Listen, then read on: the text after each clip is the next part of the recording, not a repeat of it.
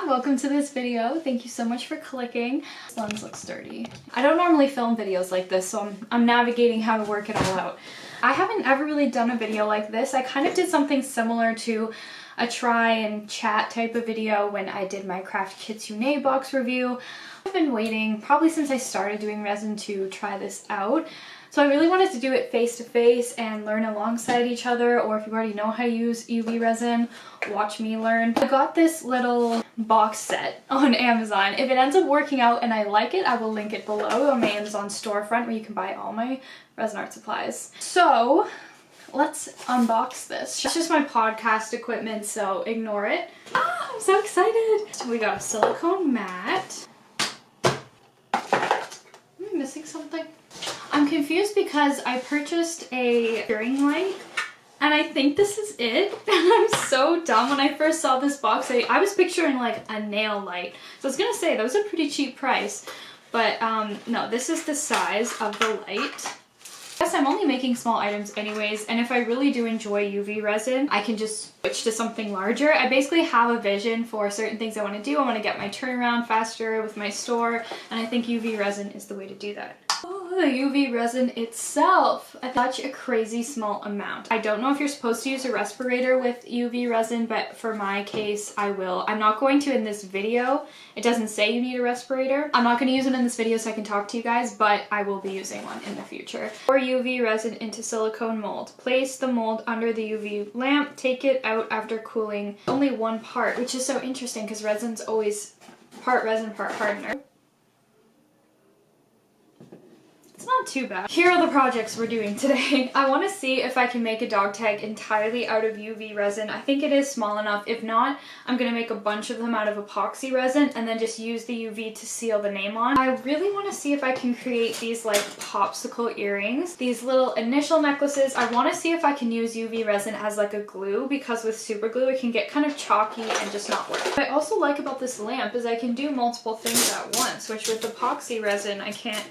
I kind of just do one full project then move to the next while I'm pouring. With this, it's like I can have this under the lamp while I do other things. But if it's greater than 1 centimeter, you have to do it in multiple forms, I think. Okay, this is a 1/2 centimeter. So I'm kind of nervous for some reason. This is so cool. I feel so much more like connected and personal doing my videos this way. Sorry. Let me clean the workstation so we can focus on one thing at a time. Let's add some gold flakes into this. Said that you can pop with a heat gun UV resin.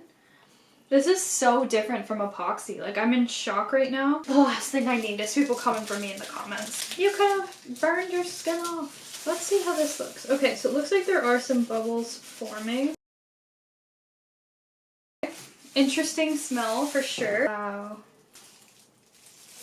Few-minute cure time versus a 24-hour cure time. Fill this bad boy up. Hey Siri, set an alarm for 4 minutes. Exciting! I know it also says to wait a few minutes after it's kind of curing in there before you take it out, because I think it's going to be hot. So I don't know if it's self-leveling. No way! It's already hard. This is life-changing. This needs to come in like a giant bottle. And stuck this stick through the bottom of the mold. I don't know why I did that, but I've been dying to make like fruit popsicle earrings. I've had this vision of them. I want to do it, but I tried super gluing this stick part onto the bottom before. When I made the popsicle piece, it wouldn't work. So I thought, why not stick this through the bottom, have it cure with the UV resin in there, and then I'll just have to drill and turn them into earrings. These are just the crazy visions I have in my mind. Don't know if they're gonna come true. It's uneven. Second layer was just put on, and now I'm going to try and cure that. Does that smell? Why is it smoking? Is it supposed to smoke a little bit? Let's let it chill for a bit. Which fruit do we want to make first? Of UV resin in. Here's the little stick into the mold. And now I am placing my little watermelons into the mold. I feel like a mad scientist so much of the time I'm working with resin, because everything is such an experiment. I think this is really fun because I'm such a resin tutorial channel that it's cool to actually make things in real time with you and experiment with you. I might hold this actually just to keep it straight. Cool. Funny because right now I'm like a disaster. I'm trying to figure out how to do this, and one day I'll be like, here's how to do UV resin tutorial by Meg Dion. One more watermelon piece. Let the curing begin. I think I should have maybe watched a tutorial on this first. It did not turn out at all. Let me show you. I should have let it cool down, but it has like all these little wiggles on it. It's a bit sticky. I honestly don't think I held it under the light long enough, and I don't think I let it cure long enough either. The whole thing is also sticky. Oh, that's so cute though. Okay, if this does ever cure, I'll make the stick longer. How cute for summer. It's very crystal clear, I'm finding. Let's cut to another clip of me trying this out, but it's gonna be all close up so I can like take some time to regroup, but we will be back. For you, this will be 1 second. For me, I might try again tomorrow night. Okay, it has been a few days since the last clip that you just saw. Took my hair out of those braids. I love post-braid hair. I think it's so cute and beachy. We're going to continue trying to work with UV resin because this did not cure properly. Let's try this again. Same projects and just do it a little more carefully. This chair is squeaking. The UV resin is now in this dog tag. We will set that for 4 minutes. I think this turns off every minute, so oh, you guys can't even see it. I'm so sorry. I'm going to do a thin layer, cure that, and then put the fruit in because it kind of cured all uneven around the fruit. Okay, this is broken. I can break that off.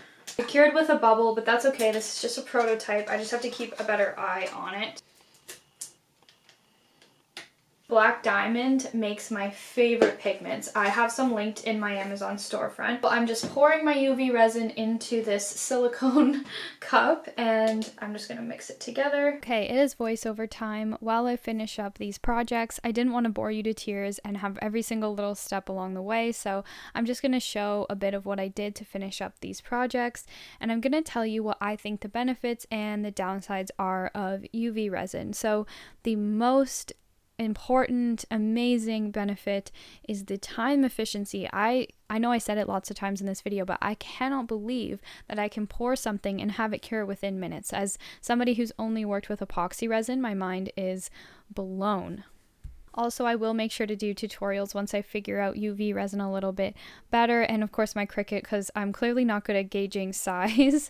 But anyways, I like that I can use it to seal names onto things like dog tags, so I could have a bunch of blank dog tags ready to go. I'm probably going to use epoxy resin for that, and then all I have to do is make the name and seal it, so I can have things shipped out so much faster, literally within a day or the day someone orders it. So like I said, turnaround time, so much faster. Also way less setup, which I loved. I can reuse the silicone cups faster because I just have to place them under the light, they cure, and I can peel that resin right out. So it is way easier to reuse materials in a faster time.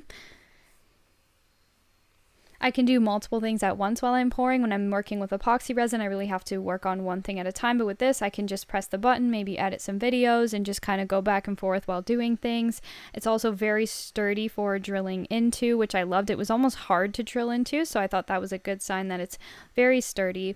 The downside, oh, also here is the project I worked on the first day. It didn't cure properly. The downside is that the bottle's still pricey. They're in small bottles, and you of course have a limit on the size of your project, so they have to be pretty small.